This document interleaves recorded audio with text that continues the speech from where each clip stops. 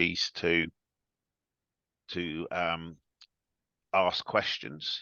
So as always, try and put your questions up in the question Q&A box down at the bottom, and we'll try our best to get everything answered. So over to you guys at Perkins. Thanks. Okay, thanks so much. And yeah, good evening, everybody. Thanks for checking in, listen to what we have to say. But we'll go through a few things. It will be brief, really, on each section because we don't have time to go for everything.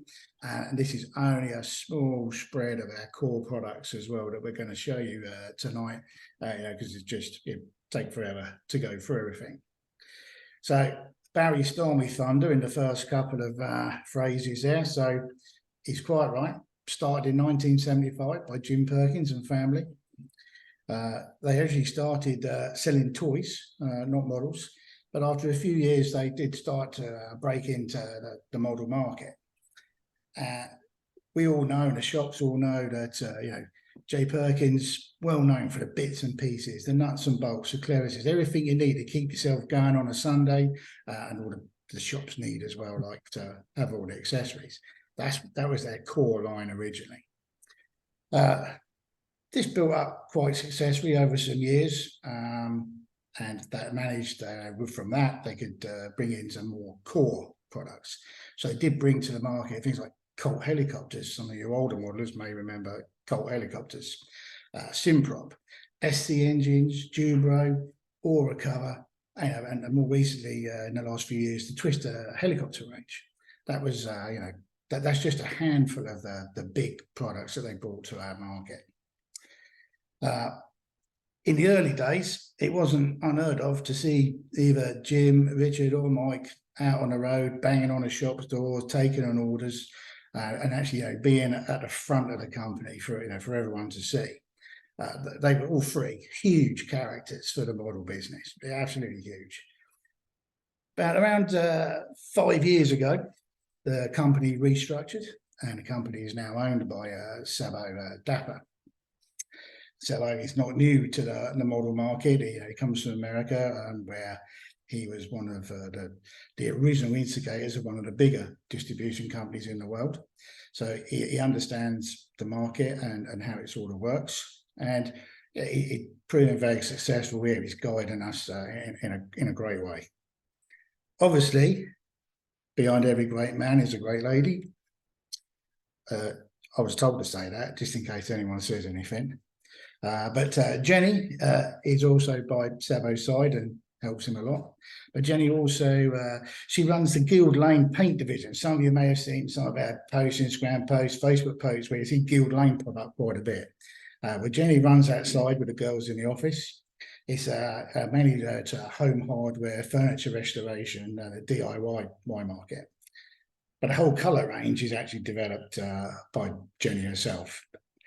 And this first year at the moment is proving very successful. So we have two people there that are really guiding us along the way. Really nice, Many of our other staff are modelers. Some of them you all know from donkeys years ago.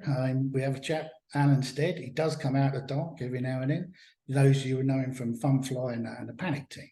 He's been here for a long time.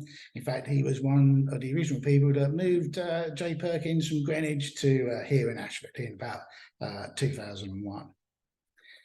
Also in the warehouse, we have Mandy, Chris, and Andrew. They've been here a while. They know the warehouse inside out. They know your products, and they do their best to help the shops get their stuff real quick. Now, joining me tonight, we have Graham on the remote camera.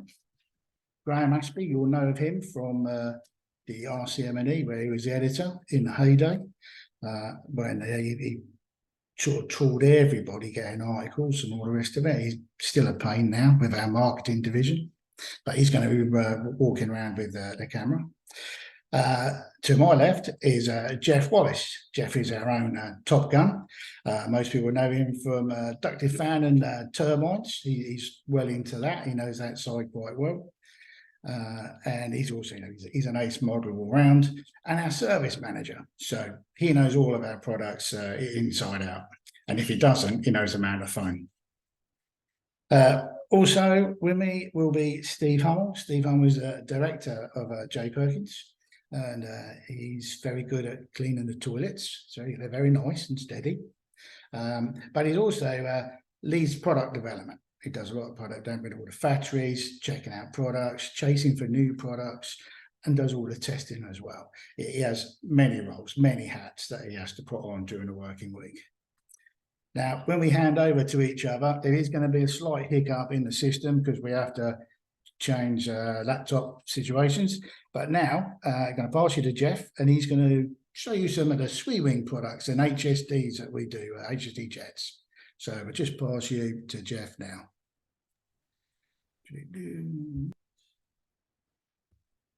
Jeff. Hi, my name's Jeff. I'm just going to give you a little brief tour around some of our SWE-wing engines and give you a little bit of history on the SWE-wing factory. The SWE-wing company was founded in 2013 in China, and they initially started making engines for military and target drones, reconnaissance and combat UAVs, and also a little bit of agricultural survey airframes. From that came a smaller range of turbines suitable for us in the modelling industry. I had personally never heard of SWE-wing until about 4 years ago. Then, when we started importing them about 2 years ago, I really became interested in them and started using them myself. And they do seem pretty blooming good. I've never heard of any problems with them at all. They currently produce a range of 12 engines. We carry 8 of that range currently. And they range, the factory produce engines from 60s through to 800s, which in real terms is 6 kg up to 80 kg. So you can see there's quite a range in power outputs. Some of the real big engines, the 80 kgs, go into sort of massive drones that they produce out there in China.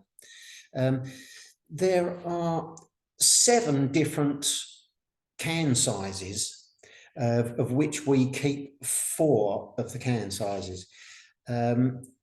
Through their work, they currently own 20 authorised patents in the turbine industry and 2 software copyrights. So they're pretty industrious in their factory and development. Their recent success and growth has meant that they have moved to a new purpose-built factory. Now that we're importing the engines into the UK, we've set up a UK service and warranty workshop, and we also carry all of the spares for the engines in the UK. So if there are any problems, we can sort them out without having to send your engine abroad for months on end and getting involved in all sorts of horrendous carriage charges. And so hopefully we can sort most problems for you. I'm just going to transfer over to Graham now, so that we can have a little walk around the engines and show a little bit of a quick, simple install in a HSD jet. So if you'd like to just hold on a second whilst I transfer it all over to Graham.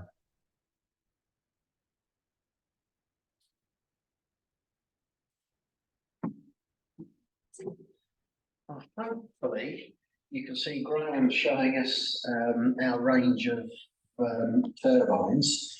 As you can see,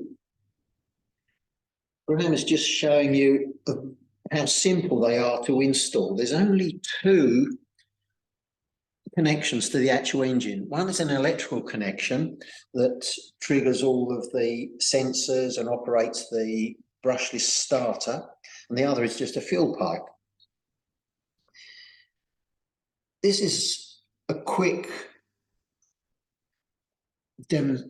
illustration of how the engine's set up. You have a single channel from the receiver sending a signal to the ECU, which powers the fuel pump, And then you've got the ground support unit, which I'll show you in a little bit more detail in a minute, and what sort of data you can receive. Just for scale purposes only, there's a Coke can, and this is the 6080 engine.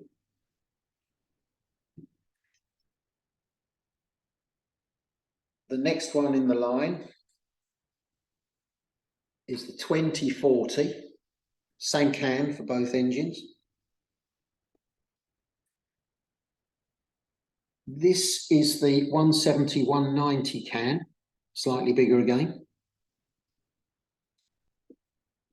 And our top of the range engine at the moment is our 220-240.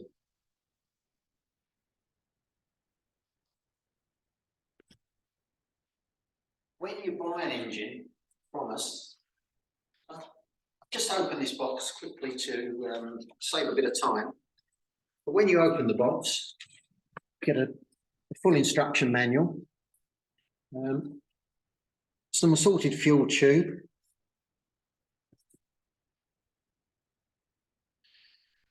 your fuel pump,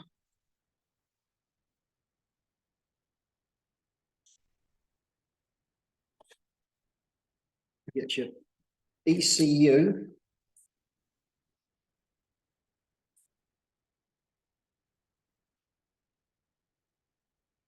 engine data terminal,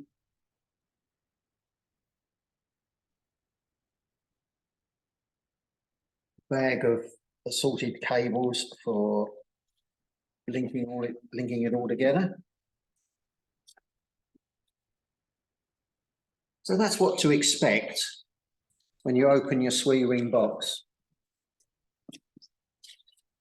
Yep. We've got an airframe here just to demonstrate, or just to show you, give you an idea of just how easy these things are to install into an airframe. I'm just going to switch it all on now so that I can show you.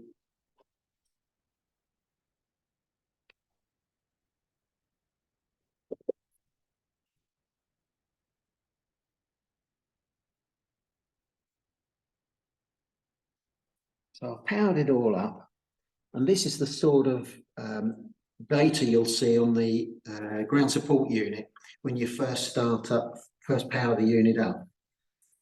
And as you can see, we're in stop state at the moment. This graph here is for RPM.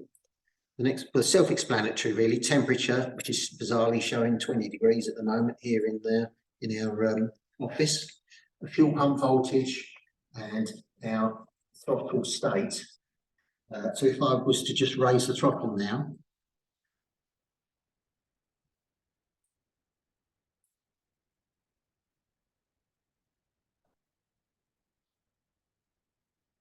right, so that's, I can't pick that up at the moment. And I can't demonstrate that, I'm afraid. That's in pieces, but I can show you over here is our ECU installed on top of the fuel tank. Down here is our fuel pump. And obviously our receiver, single channel.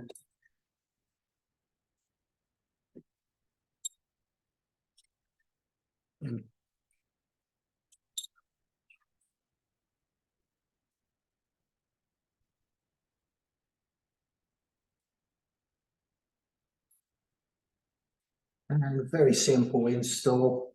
Engine just held in by 3 bolts either side.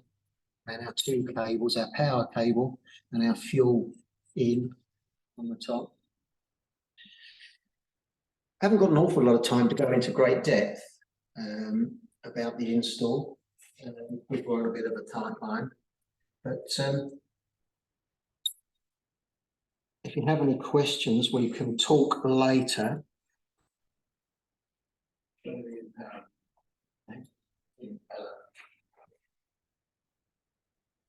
don't know if this will interest you, but this is the impeller and shaft and turbine wheel from a 120.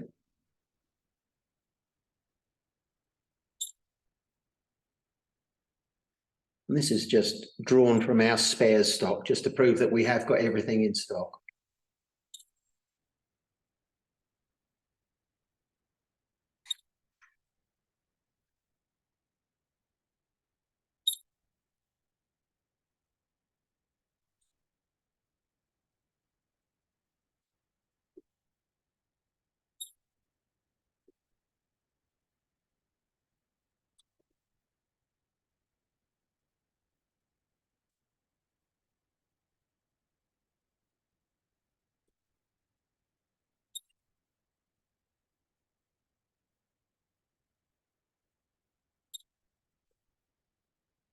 Really.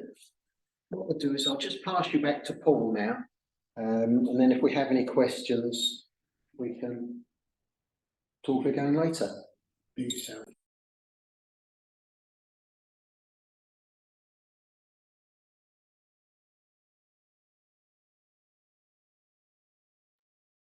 Okay, thanks for that.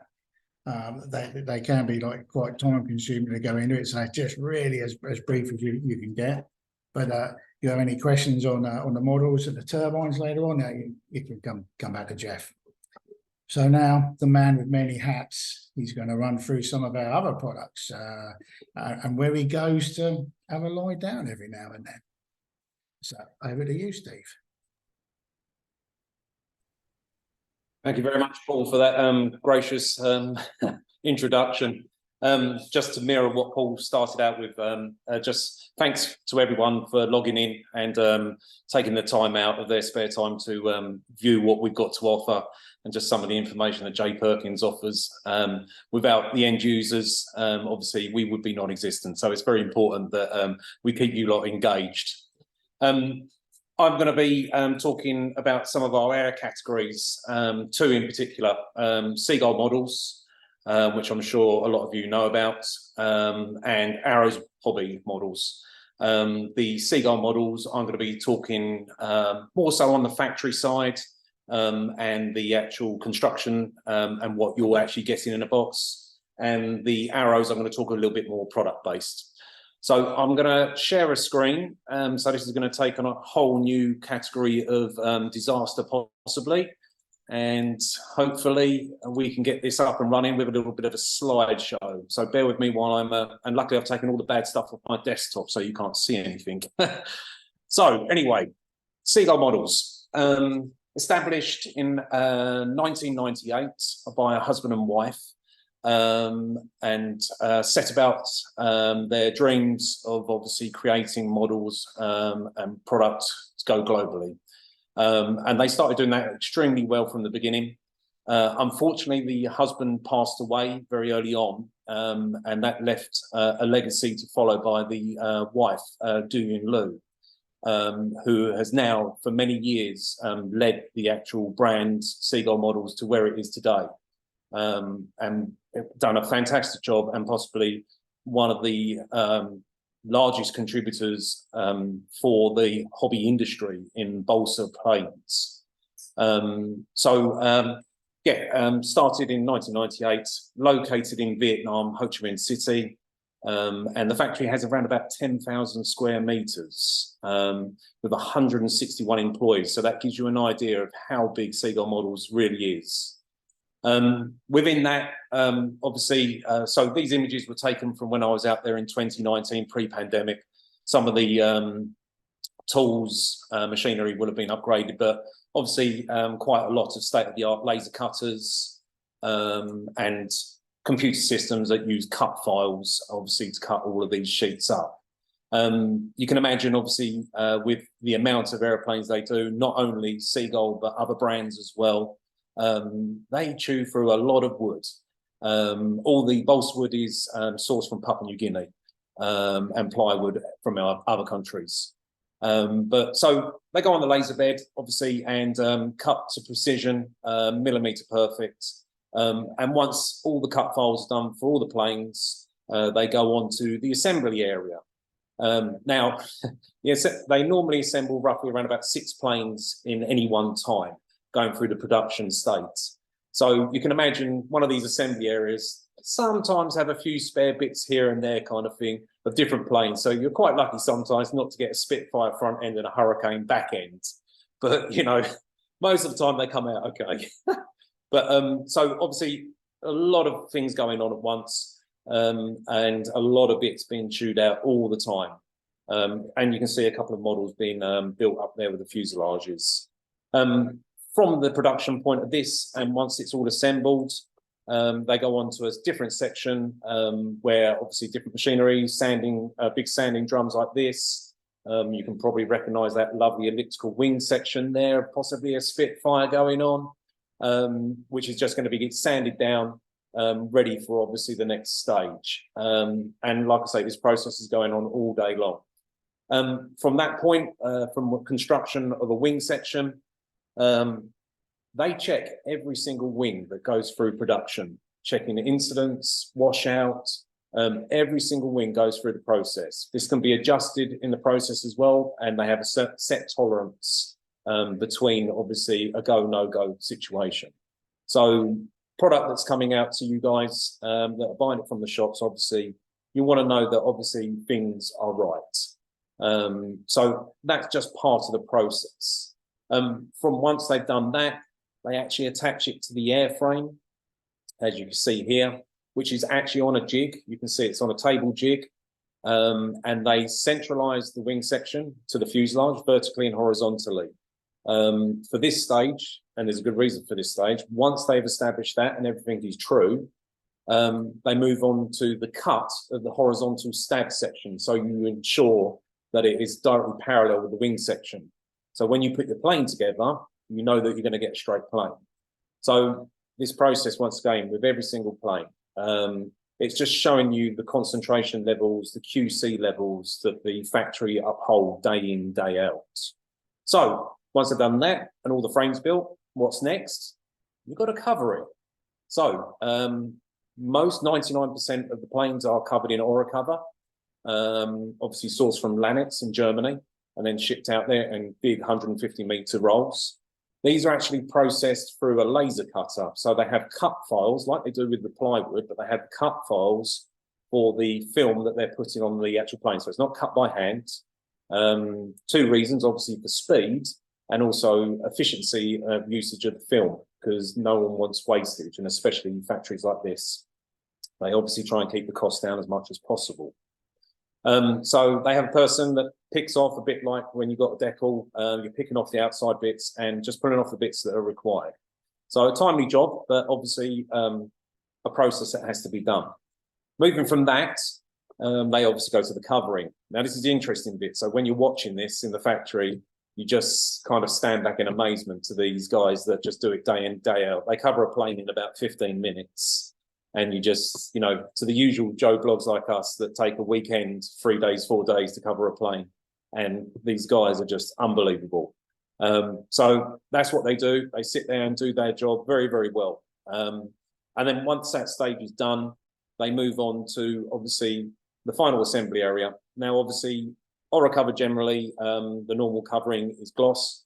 If there's a warbird like, say, these, the decals are applied, and then a matte or a satin agent, whatever the project is, gets put over the top, and then thus gives you the final finish, which is an extremely good finish. All the parts are actually manufactured and produced in the actual factory itself. So the undercarriage legs, and in this case, like I said, this was back in 2019, you can see the mechanical retracts. They've recently gone through a process of upgrading all the undercarriages to the JP electronic retracts. That's the JP China brand, not our brand.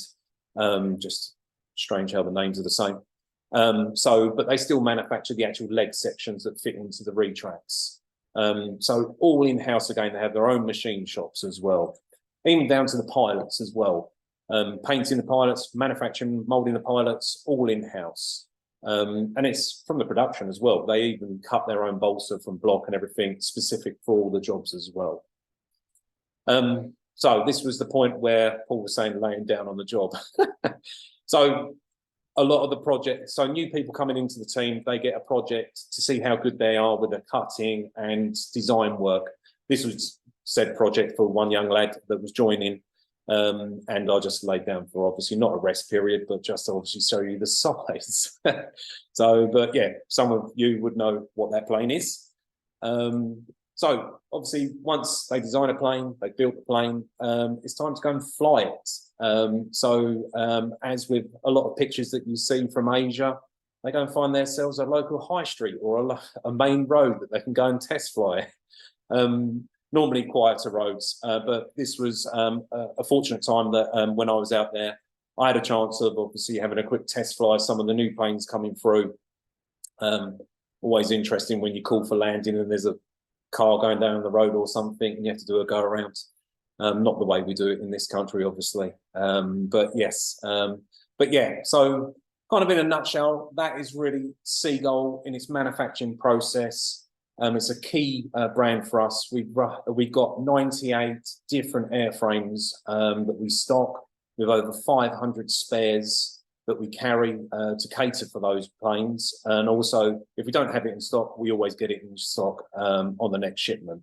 So it's an important thing for us when we're doing a brand that we have the after sales, the looking after for those planes, that brands.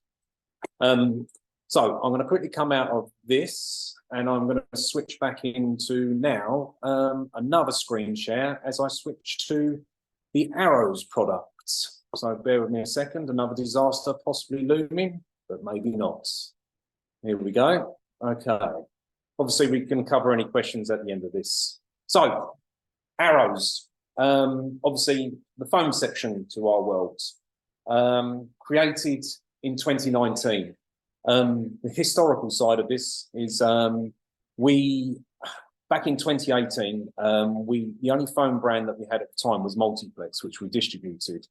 Which is a very high end, everyone will know it, very good quality product. But we was missing a lower category to cover the likes of Dynam. Obviously FMS is a bit better quality than Dynam, but we had a missed opportunity with sales on a lower brand. And there was nothing available. With our networking out in China, the factories that we know, we came to a point where we organised, because we had quite a good networking capability throughout the globe with other distributors in different countries. We had an outlet ready to go with a brand, and we went to a factory and we created Arrows Hobby. So that's where it come from. Obviously, with the product coming through, the important side of the packaging, as you can see from the factory to the front door of the customers, is extremely important. Obviously, you want to have a product that's turning up, that's going to be in good quality, ready for you to fly for the weekend or for the lucky people during the week. And that one you can see is one of the MiGs boxed up, nearly ready for shipping. So, products. With any brand, we always want an entry point. We always want to be able to cater for a brand at any level, really. So for newbies going into shops and wanting to start up the hobby, the lead-in on the Arrows brand, we have the Pioneer and the Hawkeye. These are small 550, 600 mil wingspan ones, come ready to fly with transmitter, battery, USB charger, and of course the product. A lot of the Arrows planes have gyro stabilization. They call it a vector system, which is basically 3 modes. You have a manual mode, a heading mode, and then basically a limited bank angle mode. So you have that generally available in a lot of them. And as I go through the products, I'll point that out. So that's a key entry point for the Arrows brands. Leading off from that as well, going a little bit bigger, you have the Prodigy and the Trekker. Trekker, more traditional trainer plane at 1200 mil wingspan, and the Prodigy, a good pusher glider. I actually use the Prodigy for a hack. We go flying at lunchtime sometimes just over a field near us. It's a great kind of winter hack. Don't have to worry about undercarriage, just chuck it, big open field. Very aerobatic, maneuverable.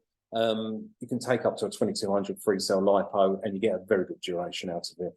Same again, they both got vector gyro systems on them and obviously 3 different flight modes ready to go in a box. Moving from that, one of our bread and butter planes, one of the bigger sellers is the Bigfoot.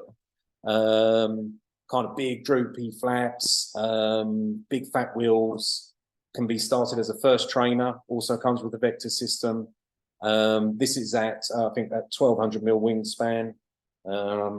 Just check on that. Yes, yes, 1200mm wingspan. Kind of the Stoll kind of look. It's got the characteristics for short takeoff, short landings. Just a great fun plane to have in the arsenal of planes in the garage. It's just the winter hack, the summer hack. You can knife edge it. You can do all sorts with it. It's just good fun, and it even landing light on the front. Leading from that as well, you have the Husky. We've recently discontinued the 4S version because the 6S was just outselling it too much. So the 6S Ultimate Husky, 1800mm wingspan, like the Stoll Bigfoot again, big flaps, maneuverable, just with a lot more poke and 6S power. A great fun plane. One of our colour schemes, which we put on the first one, which was red and black. This one's the orange one, just showing a bit of a different characteristics. But a lovely plane, good looking, and a very good flyer. Our only 3D plane in the range, which is the Edge 540, comes with vector again. This takes a 4S 2700 lipo. You can go bigger, depends on what you want to do. Which is also a very versatile battery for one of the other planes that we have in the range. Good 3D characteristics, lovely colour scheme, stands out beautifully in the blue sky. As I mentioned, the battery, it fits the Marlin, and everyone knows the Marlin. As you can see, this is just Western Park, I think it was. The Marlin is quite a well-known plane. That was launched back in 2020. And we have sold a lot of Marlins. Very well received plane. It's so that historical kind of view of the Marlin kind of came. The idea came from the old Habu from another company, and it was so well used plane. I had one, and there was room for a modern day version of that kind of plane, with a bit more of a twist on modern looks and colour variation. So the Marlin was born. It's a great fun plane. It takes the 4S 2700, 8 servos. It comes with plug-in undercarriage, no retracts, but plug-in ones. Most people just pull them out and hand launch it. Such a fun plane, easily to land, knife edge, just a great fun first time EDF. Fun backup plane to have with all your other planes. Following on from that success, the Sabre F86 came out, scale version, same 64 fan. When the F86 came out, the fan actually changed from 11 blade to 12 blades, which made it more efficient and a bit more power. That power plant then transposed into the modern day Marlin as well. So they both run the same fan system now. Some great scale detail. It looks lovely. The drop tanks are removable. Same again with plug-in undercarriage. But the drop tanks act as great skids, and we do the spares for the skids. So if you break one, you can always replace it. So, but a lovely plane. As we were doing these developments with the 64, we saw, so these price points were around about £195 to £210.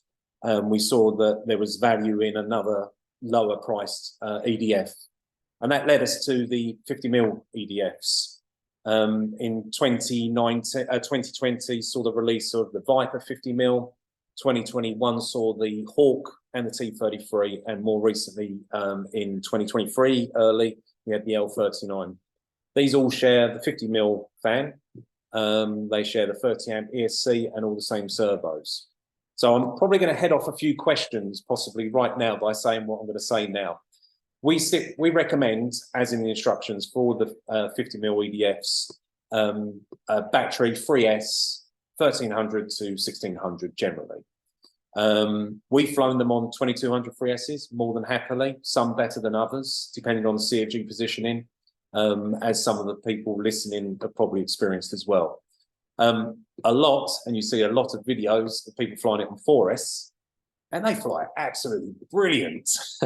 But, so statically on 4S, we've done a test, it pulls 30 amps. Obviously, we know that in the air, it doesn't draw that amount of current. So, but just obviously to say, you know, we don't recommend 4S, but a lot of people do fly on 4S, and they fly very well on 4S, but equally they fly well on 3S as well. Latter part of 2023 saw the Avanti S released with a beautiful colour scheme, and that kind of sums up to 2023, the 50mm releases, with more to come next year, which we will not be talking about tonight, but there'll be a surprise for next year. But a great plane, like I say, the Avanti, all of them. So we started off doing the 50mm without vector gyro because it kept the price a little bit cheaper on the streets.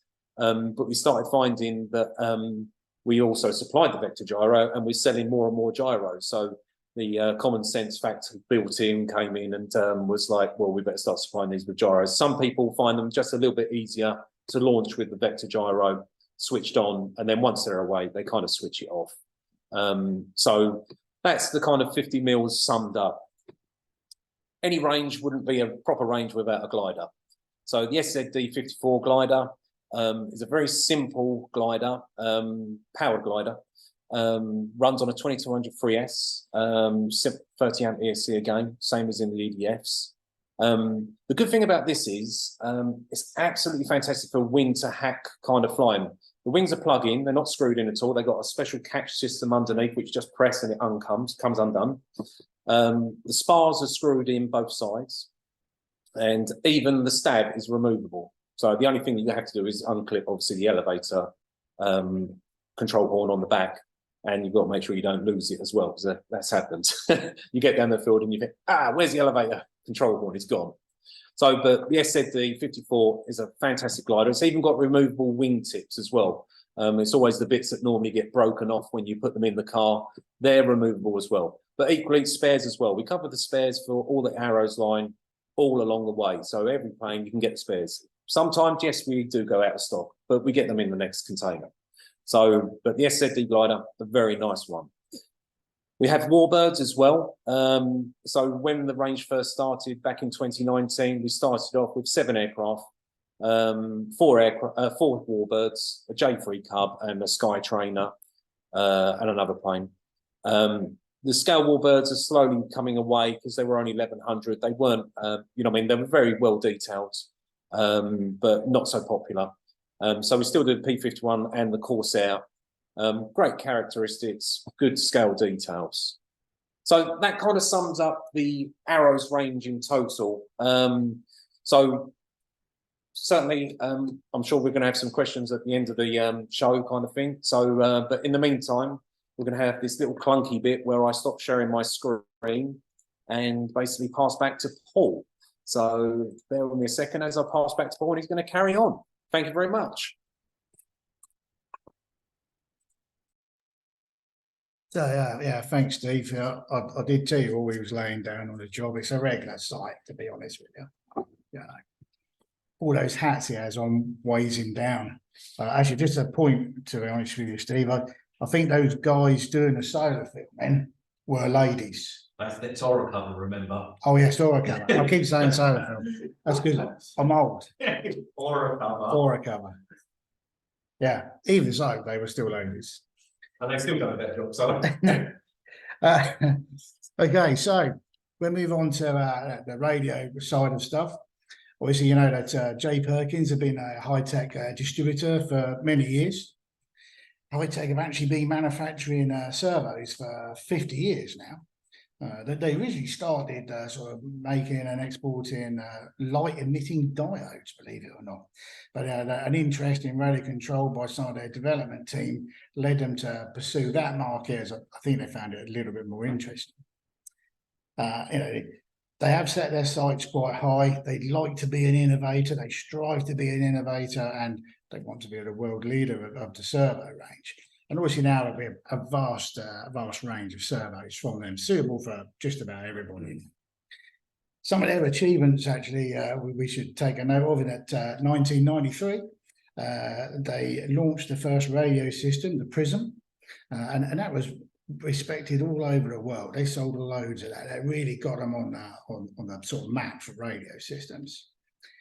In 1998, another huge change was the micro servo, the HS50. That was the smallest servo that we'd ever seen before. Size of your thumb now, transformed small modelling. You could actually put these servos into your little like Gillows rubber power models, or little free-flight gliders. Opened up a whole new world. But they were the first to sort of bring this sort of system in. In 2001, they went to digital servos and programmable. So with their little handheld box that you can program the servo up. You don't need to use a radio system. You can do it all via a handheld unit, and the settings are all saved inside your servo. But we all know that now. We've been living with those for quite a long time. 2005 was another milestone for them, where they slipped into the robotic world. And they actually launched the Robo Nova, the humanoid, a proper walking, moving robot. That taught them a lot about servos and actuators. 2010, the Aurora 9 was launched, another big milestone for them. I doubt there's a club you can go to through Europe and England where you can't see one of these high-tech radios still in use. There's lots of people still use them. They're very popular. And then obviously more recently, they took over Multiplex. Not Multiplex took over them. High-tech actually took over Multiplex, and they now own the whole system there. So with a vast range of servos that are available, we have high voltage servos now. We have waterproof servos. We have one of our commercial customers testing a waterproof servo. It's sat in a tub of water now for 2 months, operating for 24 hours a day. It's not stopped other than swapping batteries. Continuous movement the whole time for 2 months, and it's still working as it should do, straight out of the box. Still, there's no slop in the system. It's still smooth operating, and no water has got in it at all. Ideal for some of you with float planes, or those that want to fly near a river, perhaps. A lot of high performance aircraft actually carry high-techs, and if you look at some of the DS Soaring, some of the fast boys actually use high-tech servos in their models up to recently. I personally use them in the races. They're 190, 200 mile an hour. They pull 50G around our top turn, and the one that sort of sat in front of me now, that's all high-teched up. There's no slop in the train. It's perfect. They centralise spot on. If they didn't centralise spot on, I'd soon know when it was coming straight back at me that something was going wrong with it. So top-end models actually are carrying quite a bit of the high-tech servos in them. The drone industry, huge now all over for radio systems, and we supply a lot of high-tech servos to the drone industry, and high-tech themselves are developing newer and bigger, more powerful servos for this industry. 80 kilograms of pull is the last one we've seen. In a small standard size servo, or just a bit bigger than a standard size servo, but that's huge, isn't it? 80 kilograms of pull. You'll also see them actuated some of the life-saving equipment that you might see if you've needed it at any stage. You may look over and think, oh, it's a high-tech servo keeping me alive here. But don't worry, you'll never know if it's packed up anyway, so it'll be fine, But it's in a lot of systems, It's even launched into space. There are high-tech servos going around space as well. They are totally dedicated to improving design and manufacture the whole time. They really are looking to improve their product and help us improve our hobby, our sport as well. Very quick gloss over the high-tech range. You see it in all the shops and on our websites. It's just a vast range. It would take all night to go through it all and show you what's what. I suppose this next one is what a lot of you will be waiting to hear, and that it is true. We are the new UK distributor for Futaba.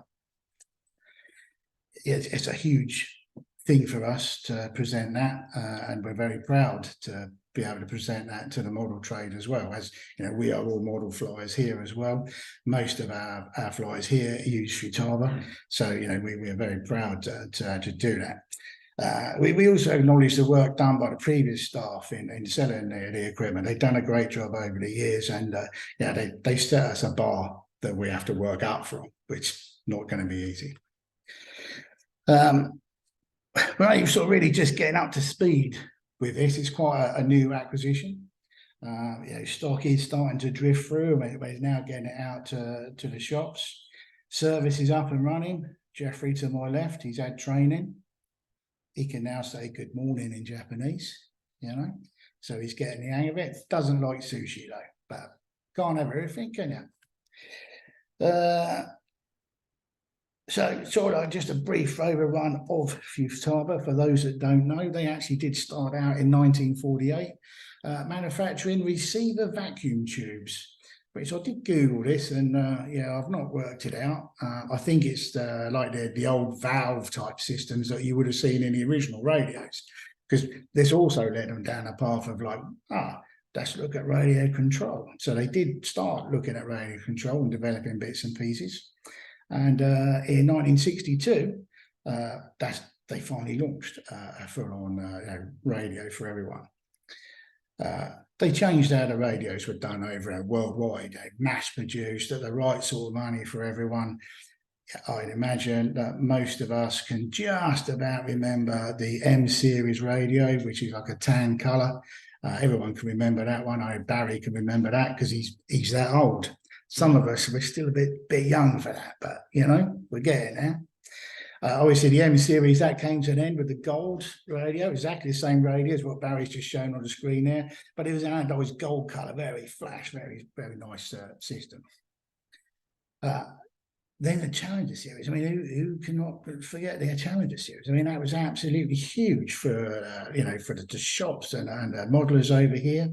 You know, that was an iconic system. They did a great job at that.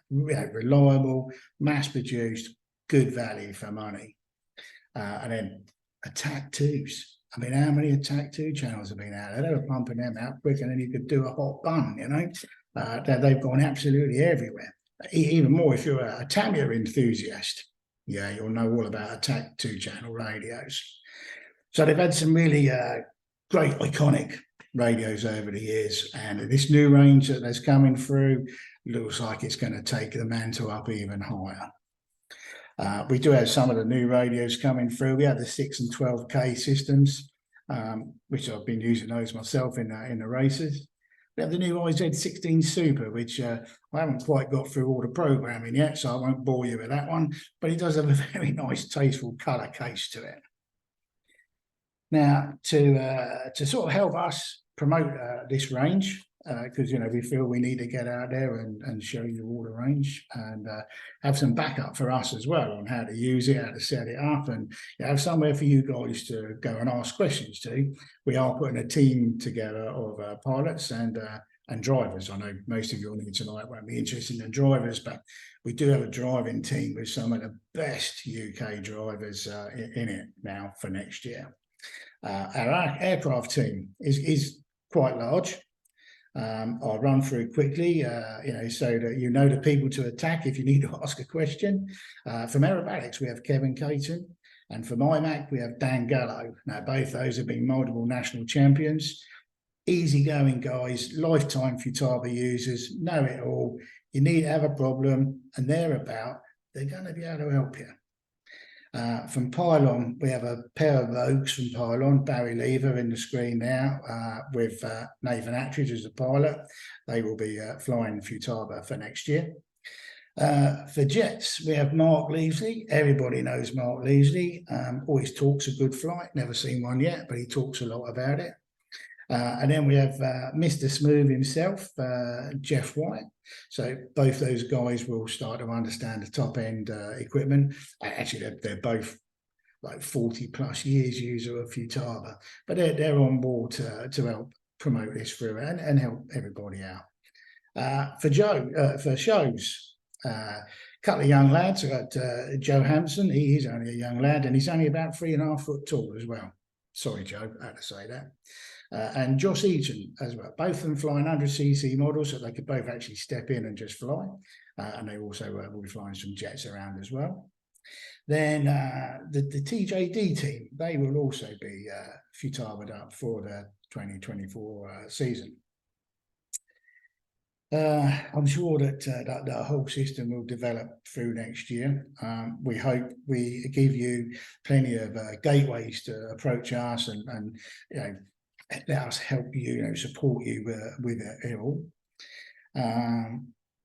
Next year as well, first weekend of June at Buckminster, the 1st and 2nd, we will be running one of our first time we've done it actually is an outside trade event where we will have equipment there, products, new products and stuff for people to come along. You can have a look at it. You can come and fly your own models, not mine. Bring your own. You can fly all day long. You can watch some demos as well from some of the key show pilots, and they will also be demonstrating our products along with it. And also, if you really want to, we will have a full range of Traxxas cars there for you to have a drive in, which you might find quite surprising. Is more entertaining than you think. So that's it, really. It's a fast gloss over of what we have on the time that we're allowed. We know it's a bit short on bits and pieces, but yeah, thanks for listening. Thanks for turning up, and yeah, ask away. Okay, Paul and team, thanks very much. We have got some questions that have come in. Let's throw those to you. Probably this first question is per Steve or Paul, I would say. It's from a guy called Steve Jones. He says, I can't imagine the complexity of a distribution world. Modelling over the last 40 years has changed significantly. So my question, why do distributors seem to focus on trying to sell us new big box or the latest product, rather than also trying to support existing loyal customers with parts and spares to keep their previous purchases flying? It can be frustrating. So I think that's probably one for the pair of you. Paul, you're muted. Okay, so a lot of the manufacturers that we deal with do carry spares for at least 6-7 years after the actual product has stopped. Particularly in high tech, you can still get spares for some of the original servos. So I don't see that many of our products are brought in, stopped, and there's nothing available overnight. That for at least a couple of years after, we will have supply of bits. There is a legal responsibility as well on that side of it as well, which we do abide by.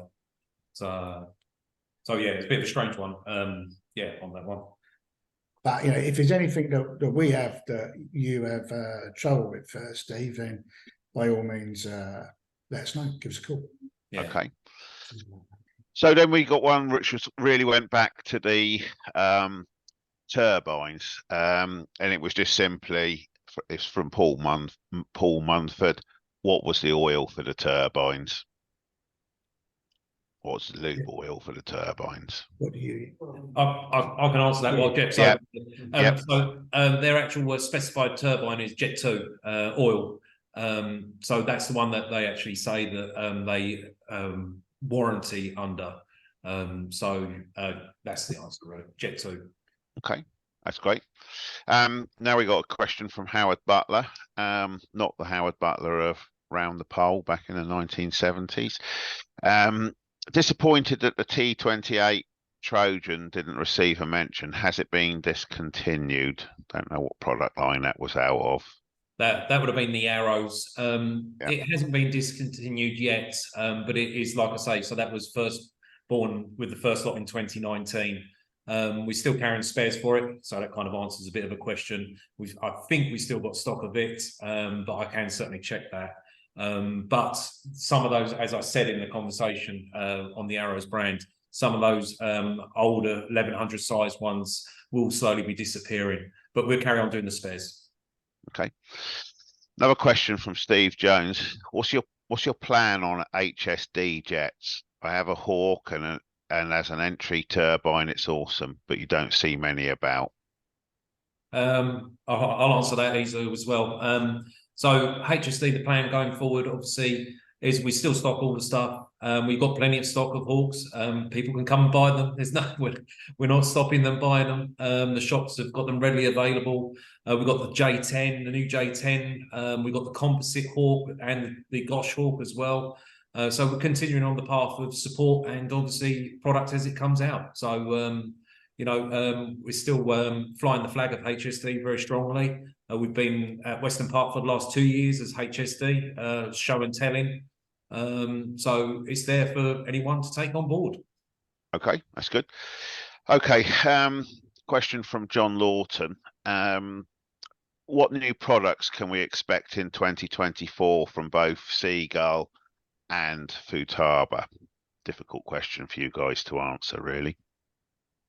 Yeah, you would take the floor first on the Futaba. Yeah, well, there are some new high-end radios coming, and they're only really an update version of what they've got at the moment. Other than that, we're not aware of anything else coming through. And Seagull, Paul? Seagull, so with Seagull, they're always pushing strongly forward with either new colour schemes or new products. One thing that Seagull was very good at is publicising new product on their Facebook as they launch it. Sometimes we're playing on catch up sometimes. But the new 122-inch Bird Dog, we've already got the 100-inch one in stock. The new 122-inch is coming out in 2 different colour schemes, the navy one and the green one. They've got a host of new product coming out. So our last shipment of Seagull, which was back in, I think, around about 4 months ago, we had 26 new variant, new product and colour versions. And it's probably going to be the same. We've got another shipment coming probably just on the other side of Christmas of new product as well. And then obviously launching into 2024, they've got a new EDF Viper jet that they've just launching as well, which will be coming on our next shipment. So they're not ones for standing still. They're pushing forward very strongly. And like I said, Duyan Lu is a very strong willed lady. So she's always working forward to the future. That's good. Okay, question from Duncan Haller. Is there a delivery date for the Decathlon Extreme? It looks like it's going to be a great model. Just ignore anything Duncan Haller's sending in. Just delete and remove. Okay. And on that note, we'll get back to you, Duncan, because I'm not sure whether it's on this shipment or the next one. Okay, so it's happening though. Yeah, yes. That's good. I'll let you know tomorrow, Duncan. This is a very, very general question. It's going to be to Steve as much as anything. Can you comment on any improvement in the supply chain from the Far East to the UK? So obviously with the pandemic, and then the war. Yep. Certainly can do. So we've already started to see the benefits of post-COVID with shipping and stuff like that. And we are one of the distributors actually that understand that street prices can't keep on going up. So through the pandemic, we saw obviously ridiculous prices of containers going up. Extreme amounts, and we had to be very careful of how we shipped products because we had to ship in large volume and ship some high value stuff with small value because it doesn't work out if we just ship small value. Now the prices have gone down, you will see that we revert prices. So recently we reverted the prices of the arrows on our last shipment. The marling went from £209, I think, back to £194. There's not many people that do that, not many distributors. No, that's good. And it's something that I certainly, as a modeler, a user, and still out in the field, I feel very strongly about making sure that the value of the product is able to be get hold of by many people. And, a product's only got a certain value. So, the supply chain is catching up. It's better. Materials are easier to get hold of. and obviously shipping is a lot better. There is a few snags, obviously, with war going on, with supply being drained out in certain directions, but certainly not like the chip shortage that we saw through the pandemic, which affected car industry and also our industry as well. So I would say it's getting a lot better, and it's only going to get better moving forward, hopefully. That's good. Okay, this is a Futaba question now. What sensors will go with the Futaba transmitters? I think the guy, it's Chris White, is talking about telemetry sensors and more towards electric flight. Can we just confirm what Paul calls telemetry? I can't even say it. No, that's the Essex. That's the Essex in you, Paul. Yeah. We're going in. I can't say it. You'll have to. The telemetry.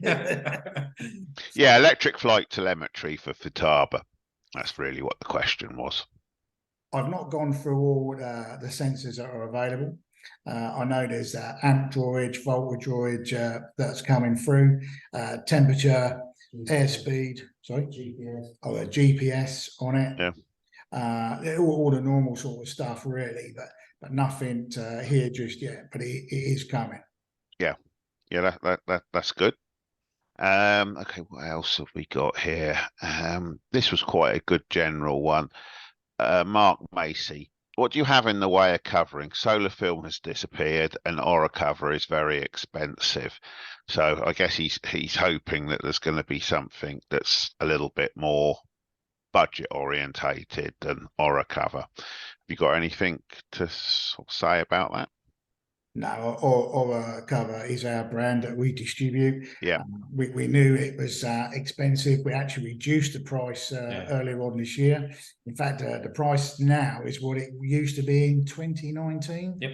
Yeah, so we actually revert prices as soon as we moved the prices down. I think Perkins was the one and only distributor of Aura cover. I remember when Jim picked that up many years ago. Yeah, within that range, sorry, we do have the Aura cover seconds as well, which we have as a select few of colours, which is at a cheaper. Okay, that's good to hear. Then we got Andy Ellison. When will move on. Yeah. Yeah, so his question is, when will the JPS3 E2K model he phones me 3 times a day for that. Don't ignore it. Yeah. I know Steve's going to get it. Yeah. I saw it in the background. In case people didn't know what we were talking about. It's a little sport model, and it's also a pylon racer. Paul developed that. The question as well is, will it be with a range of colour schemes, or will it just be that one colour scheme? Do you know that answer? We do know that answer. In its first lot coming, it's just going to be that one colour scheme. One colour scheme. So a little bit of Aura trim and cover. And you can sort of Aura trim to help out. Yeah, you can help it out and make it whatever colour you want. Actually, last question, which probably ties in pretty good. This is from Steve Jones. Anything in the Arrows Jets pipeline? So Arrows product. The current range is fantastic. Red Arrow's Hawk is amazing. So any new things to talk about with Arrows? Whatever you do, Steve, don't mention the Harrier. Go. You stole my thunder. Oh, I'm sorry. Yeah. Nothing that I can disclose at the moment, unfortunately. Obviously, like I said, when I was talking about the Arrows, we do lead the charge with new product and direction, which is a fantastic opportunity to bring product to obviously the end users. So yeah, watch closely, because we're setting the world on fire with some of the products. So there'll be releases in 2024. That's all I can say. Do you think that an ARTF Harrier is possible? There's a lot of people trying. Oh, is there? Yeah. You do see some of these electric sort of Harriers on the internet flying. It'd be absolutely amazing if one of these companies could come out with an ARTF Harrier. That would the thing is, it's trying to get it at the right price point. It's because there's going to be a lot of what do you think the price point for a sort of foam ARTF Harrier would be then? I mean, I kind of feel that in a electric EDF, I kind of feel that people would pay a lot of money for that. Yeah, it's no, I mean, depending on what size, you know, I mean, you can't miniaturize too much because obviously it just doesn't work. You haven't got the technology and the thrust to be developed for the VTOL bit. So you're going to be starting to talk quite a large size. So yeah, it's a bit of a tricky, unanswerable question until you start getting a lot of developers in progress. Yeah. Okay. Anything else you guys want to say? We've been running for a little bit over an hour now. We're probably getting to the last knock-ins. Anything you want to say? Just, you know, we've only been able to skirt around a few items, you know, and we can't take it for the warehouse walk because we had a delivery last thing. So it's absolutely swamped out there. And the team have come back tonight to start putting it on the shelves ready for the morning, you know. Yeah. So we can't get out there and sort of do a walk around like we intended. Okay, from the sort of BMFA side, I'd like to say thank you very much for doing the presentation. It was very interesting, and I also thank you for your bravery of flipping between the screens, as Steve implied. That is always fraught. Yeah. But you got through all of that. Very well. Yeah, it didn't hiccup at all. No, strangely, Zoom was built for remote like workings, and like we're all in one room, so it's like, yeah, it's going to go wrong. Yeah, that's right. Yeah, no, it's gone very well. We really appreciate that. There's just one other question. Okay, this is quite an important question actually, and this will be the last question that we pose to you. Is your service department up and running yet regarding Futaba? Yeah, I said that in my little speech. Service is up and running. They're training and they've had bits and pieces sent through to help do stuff. There will be a couple of, like, if it's major surgery, then they're not ready for that just yet. That's a little way away. But normal servicing, checking stuff through, up and running. And I will just add to that, some of that is, so like Paul suggested that, you know, I mean, on major surgery stuff, you know, we're running as fast as the factory can supply us spares. We've got purchase orders in place to February next year already, and we're getting product as soon as we can get it from the factory. So there was going to always be this interim of obviously exchange when we could get up to speed properly with all the spares and parts. But we're getting our way through it. We've had numerous amounts of transmitters suddenly fold into our service center already, which we've managed to sort out and return back. So it's kind of like beg and steal parts from wherever we can find it if we haven't got it, kind of thing. So, but yeah, so to answer the question, yes, it is up and running. It's only going to get better as fast as the factory can carry us. How far back do you envisage being able to support sort of legacy radios? Well, we had an inquiry the other day for the old 9ZAC. Unfortunately, that was we can't support it. You know what I mean? That's the factory side of things. Anything that's available to us, we will get, and it's a constant ask on our side for those kind of legacy transmitters. But the 9ZAC, obviously being quite a long time ago, unfortunately, just don't have the spares for it anymore. So we can support as far as the factory can support us. To what degree that is, I couldn't tell you what transmitter that would go back to. Certainly, if it's available to us, we'll get it. Yeah, okay. That's good. Andy, anything from your side? Oh, all good, I think. Yeah. That all went well. What we'll do now is a little bit of promo for future ITATs. We're running on a 2-week schedule now. The next one is going to be the control line vintage combat guys. They're going to give us a promo on the 5th of December. 19th December we got control line speed, and then in the first week of the new year we've got Mike Woodhouse, and it's going to be more about, it's going to be another little commercial one, but difference between one of the biggest companies in the model business and one of the smallest companies. He's Free Flight Supplies. He's going to talk about that to us. That's that'll be interesting. And then we have a number of other good presentations in the first few months of the new year. So with that, I would say goodbye to you all. Thank you for attending. We had great attendance tonight, and you'll be able to see it on the YouTube as well. Be recorded on YouTube. Thank you to all you guys at Perkins for putting that together. We appreciate it. Excellent. Yeah. Yeah, it's a pleasure, and thank you very much for